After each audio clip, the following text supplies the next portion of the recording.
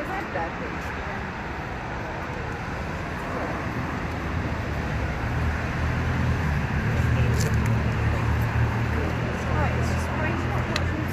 Morning, everybody.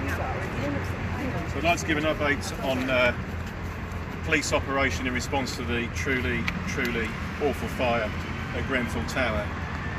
So over the last 48 hours, our investigators have been working tirelessly and working with families to establish just how many we believe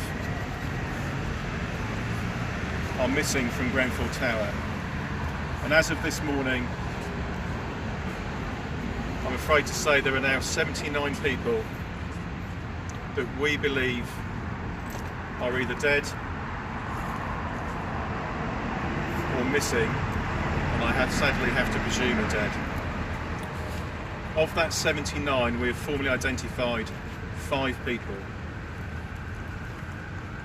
We are supporting the families and loved ones of each of those 79. And with the agreement of the families and the coroner, once we have confirmed identities of those that have died, we will be releasing their names. Now sadly, for many families, they have lost more than one family member, and my heart truly goes out to them. This is an incredibly distressing time for all of them.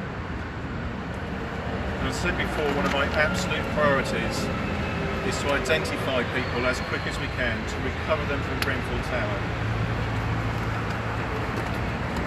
Now that number 79 may change. I believe there may be people who are in Grenfell Tower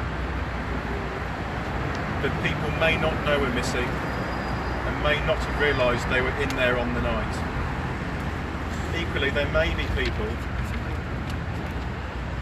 who thankfully managed to escape the fire and for whatever reason, have not let their family and friends or the police know that they are safe. If that is you, or if you know of somebody who escaped and we haven't been informed, I don't care what that reason is, but I urge you to get in touch.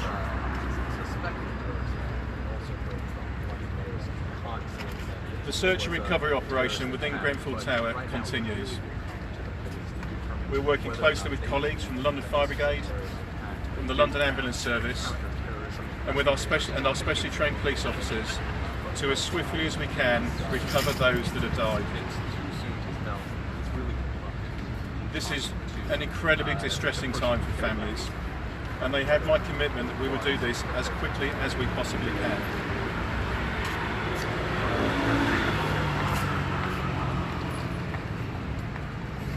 The awful reality, as I've said before, is that due to the intensity of the fire and the devastation within Grenfell Tower, that we may not be able to identify everybody that died. We have been from the top to the bottom of Grenfell Tower. The search operation will be painstaking. Having been in there myself, it's really hard to describe the devastation that the fire has caused. And that is why we released some images and photographs of some of the damage caused yesterday, and I'm incredibly grateful to the occupier of the flats that are shown to let us share that, so the public and families can understand what it is and what it looks like within Grenfell Tower. Now, the investigation was commenced on day one, so we as the Metropolitan Police had primacy to the investigation, and right from the very outset we've been working with colleagues, investigators from the London Fire Brigade, the Health and Safety Executive, using a wide range of specialists as part of our inquiries. What's important for me is to find answers for those families that have been so deeply affected. The investigation will look at a wide range of areas, from how the building was constructed, the refurbishment that has previously been reported on, how it is managed and maintained, fire safety measures, and a wide range of other areas. It would be wrong for me to speculate today what the outcome of that investigation might be. But I'd like to reassure everybody that we will be looking at all criminal offences that may have been committed by any individual or any organisation. We will go where the evidence may take us, and where offences have been committed, I will do everything within my gift to ensure that those responsible are brought to justice. The investigation is going to be hugely complex, and it will be exhaustive.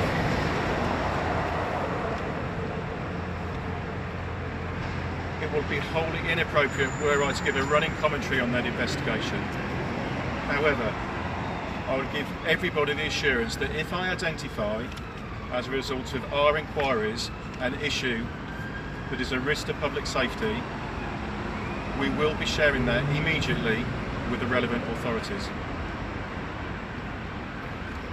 And finally, I'd like to thank the local community to Grenfell Tower for the patience that they have shown the emergency services since the outset.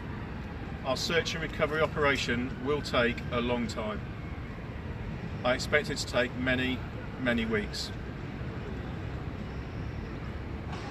And of course, most importantly, my thoughts, and those of all of us, are with those families that have been so deeply affected by this tragedy. Now, I'm happy to take some questions. Could I just ask you, Commander Cundy? You went into the building yourself on Saturday. Can you describe what that scene was like when you saw the devastation? So the images which we shared yesterday, I think, tries to get across the nature of what is in there. I've investigated major crime for most of my service, and I've seen some terrible things, but I don't think anything prepared me for what I was going to see when I was in there. I was actually going to ask if you could give us a picture of what it was like to be in among that devastation. So, it's hard to describe my feelings because I cannot imagine, and I would not want to put myself in the position of those families who have lost their loved ones.